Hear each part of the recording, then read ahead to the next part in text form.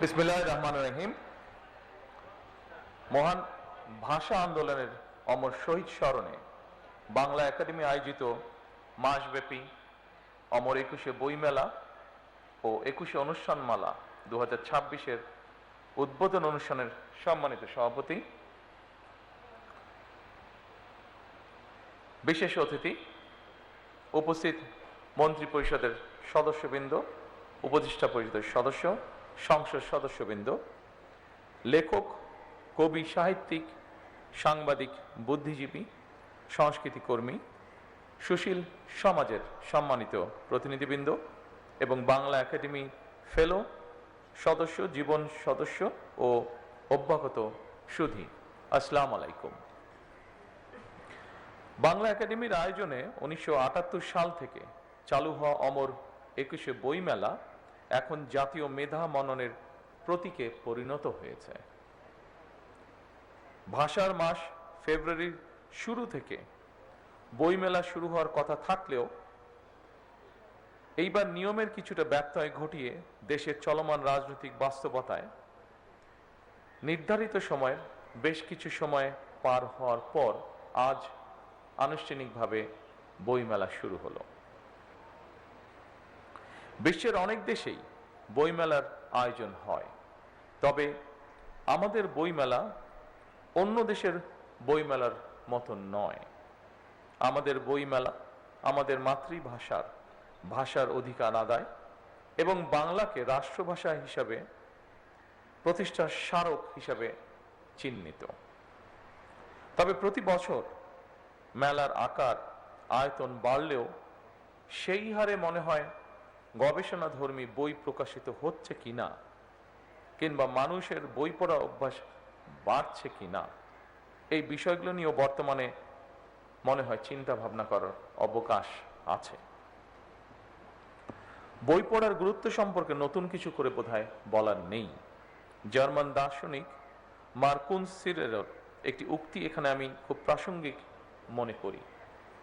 তিনি বলেছিলেন, খুব সম্ভবত আরেকজন বক্তা মনে হয় একই কথা বলেছেন ওনার বক্তব্যে। মার্কুইন্স বলেছিলেন, বই ছাড়া ঘর আত্মা ছাড়া দেহের মতন। বিজ্ঞানী এবং গবেষকরা বলছেন, বই শুধুমাত্র বিদ্যা শিক্ষা কিংবা অবসরের সঙ্গী নয়, বরং বই পড়া মস্তিষ্কের জন্য এক ধরনের ব্যায়াম। সম্মানিত উপস্থিতিবৃন্দ, গবেষণায় দেখা গিয়েছে নিয়মিত বই পড়ার অভ্যাস মস্তিষ্কের কোষগুলোর মধ্যে নতুন সংযোগ তৈরি করে, যেটি মানুষের স্মৃতিশক্তি এবং জাজমেন্ট ক্ষমতা বা বিশ্লেষণী ক্ষমতা বাড়ায়, এমনকি আলজাইমার বা ডিমেনশিয়ার মতন রোগের ঝুঁকিও ক্ষেত্র বিশেষে কমিয়ে নিয়ে আসে।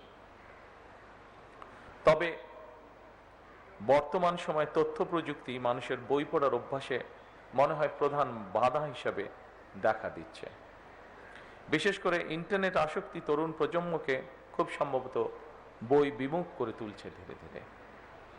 ইন্টারনেটে অবশ্যই বই পড়া যায়, তবে গবেষকরা বলছেন, বইয়ের পাতায় কালো অক্ষরে লেখা বই পড়ার মধ্যে যে জ্ঞানের গভীরতা উপভোগ করা যায়, সম্ভবত একইভাবে দিনের পর দিন কম্পিউটারে মনিটরে ডুবে থেকে জ্ঞান অর্জন হয়তো সম্ভব, তবে শরীরে এবং মনোজগতে এর একটা সাইড এফেক্ট বা পার্শ্ব প্রতিক্রিয়ার প্রভাব রয়ে যায়।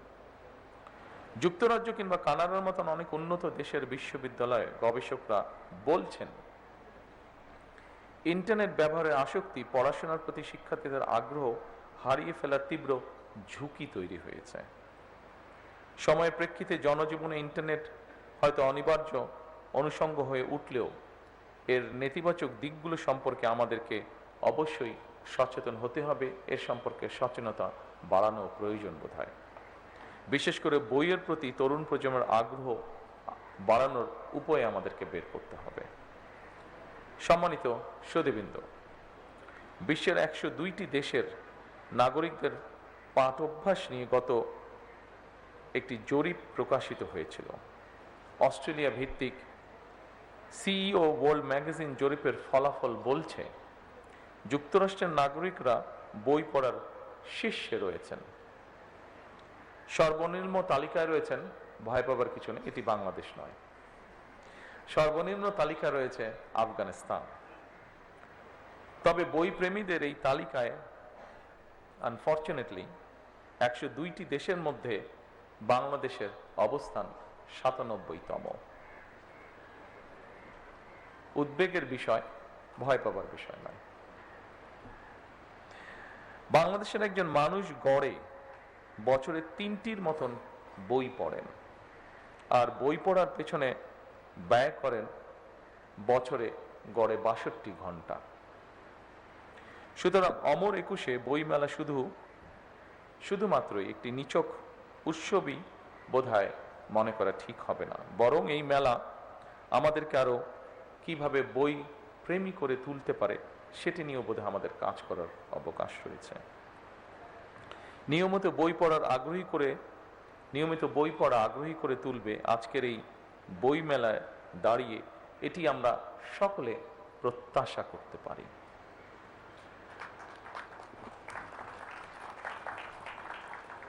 মাতৃভাষার মর্যাদা প্রতিষ্ঠায় 52 ভাষা আন্দোলনে শহীদদের স্মরণে আমরা সগৌরবে প্রতি বছর 21 পালন করে থাকি।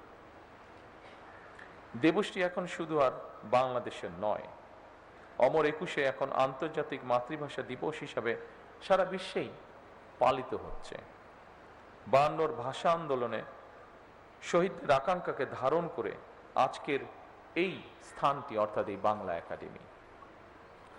বাংলা একাডেমির সৃজনশীল কার্যক্রমের অন্যতম একটি গুরুত্বপূর্ণ কাজ অমর একুশে বই মেলা।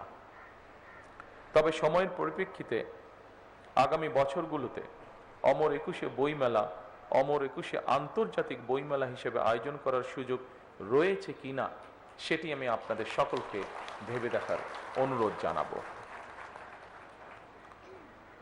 অমর একুশে আন্তর্জাতিক বইমেলা অনুষ্ঠিত হলে বিশ্ব সাহিত্যের সঙ্গে পরিচিত হওয়ার পাশাপাশি বহু ভাষা এবং সংস্কৃতি শেখা, জানা এবং বোঝার দিকে আমাদের নাগরিকদের আগ্রহী করে তুলতে ইতিবাচক ভূমিকা রাখবে বলে একজন রাজনৈতিক কর্মী হিসাবে আমি এটি বিশ্বাস করি বা মনে করি। সম্মানিত উপস্থিতিবৃন্দ, বর্তমান গ্লোবাল ভিলেজে এই সময় মাতৃভাষা ছাড়াও আরো একাধিক ভাষার সঙ্গে পরিচিত হওয়া অত্যন্ত জরুরি। বর্তমানে প্রতিযোগিতামূলক বিশ্বে সমৃদ্ধি এবং সম্মানের সঙ্গে টিকে থাকতে হলে জ্ঞান এবং মেধাভিত্তিক রাষ্ট্র ও সমাজ প্রতিষ্ঠার মনে হয় বিকল্প নেই আমাদের সামনে। এজন্য আমাদেরকে জ্ঞানে, বিজ্ঞানে, প্রযুক্তিতে, মেধায় নিজেদেরকে সমৃদ্ধ হওয়া প্রয়োজন। একই সঙ্গে বাংলা ভাষাকে জাতিসংঘের অফিসিয়াল ভাষা হিসেবে স্বীকৃত আদায়ের জন্য আমাদের মনে হয় কাজ শুরু করা প্রয়োজন।